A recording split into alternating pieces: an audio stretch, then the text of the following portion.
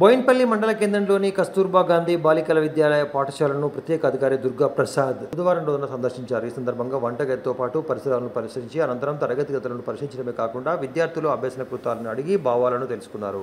విద్యార్థుల fair notes, project work, syllabus, registers, teaching డైరీలను పరిశీలించిన అనంతరం దాతలు ఇచ్చిన వాటర్ బాటిల్స్ ను విద్యార్థులకు పంపిణీ చేశారు. దీంతో పాటు కేజీబీవీ హాస్టల్లో వైద్య సదుపాయాలను అడిగి తెలుసుకుని డ్రైనేజ్ సమస్యతో పాటు తరగతి గదుల కొరత ఉందని తెలపగా పరిష్కరిస్తారని పేర్కొన్నారు. ఆయన వెంట SD Shailaja, MEO Shravan Kumar, SO Vinod తదితరులు ఉన్నారు.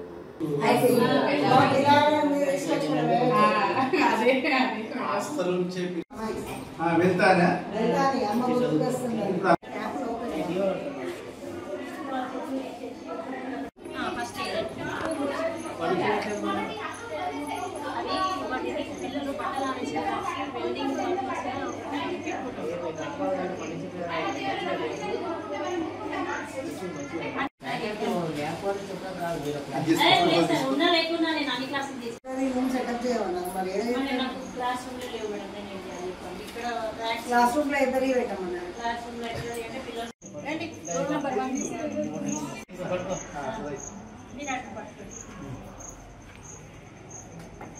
మేడం అద్దాలు తీసినాకనే ఫోటో తీస్తాం.